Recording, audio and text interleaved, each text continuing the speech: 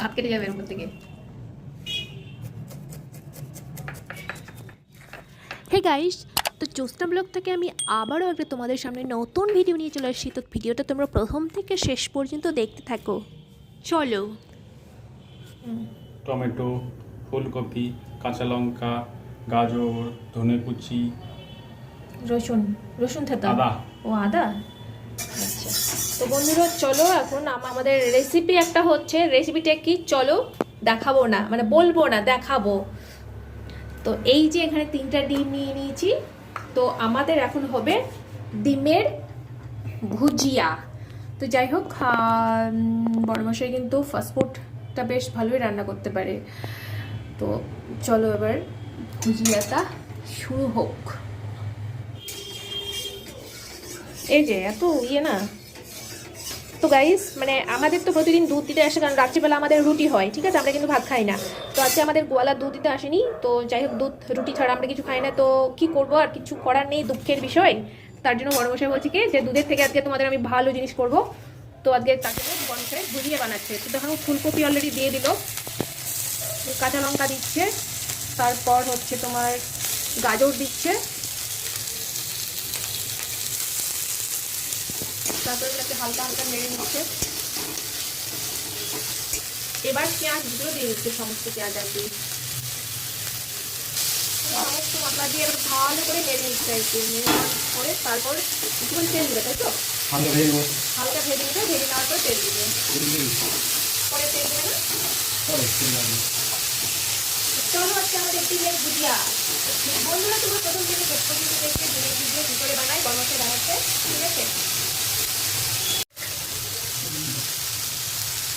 এখন একটুখানি লবণ দিয়ে দিচ্ছে, কারণ না পেঁয়াজটাকে গলানোর জন্য। লবণ দিলে না পেঁয়াজটা একটু তাড়াতাড়ি গলে যায়, মানে একটু সময় লাগে। একটুখানি হলুদ দেবে নাকি। তারপর দিয়ে দিল টমেটো কুচি, তারপর দিয়ে দিল সেটা আদা কুচি। সমস্ত মশলার মিশ্রণকে একসঙ্গে একদম ভালো করে নেড়ে নেড়ে তারপর কি হবে সেটাও দেখাচ্ছি তোমাদের। আবার একটুখানি তেল দিয়ে দিল। চলো এখন মেন জিনিসটা দিচ্ছে আর কি। এই ডিম দিল, আরেকটা ডিম দিল। যত ডিম দিবে তত টেস্ট আসবে, কথাই আছে না, যত মিষ্টি তত টেস্টি, ঠিক আছে? তার জন্য বড়মশাই আজকে একটু 3টা ডিম দিচ্ছে আর কি।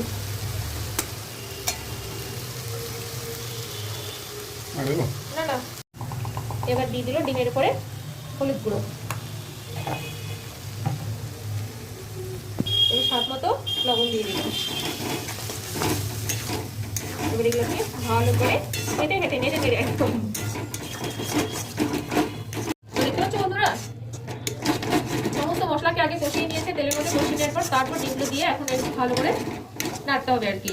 আরেকটু নাড়তে হবে, কারণ ডিমের যে রস আছে রসটাকে শুকিয়ে নিয়ে তারপর আবার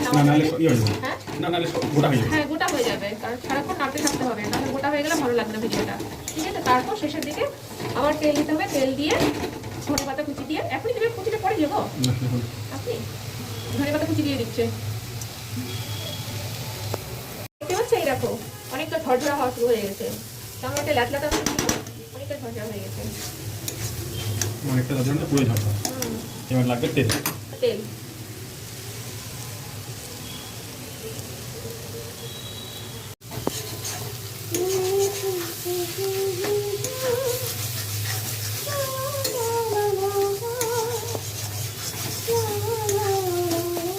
তেলগুলো দিবে না? হ্যাঁ, লম্বা বানিয়েছো? না না, এটাতেই হবে।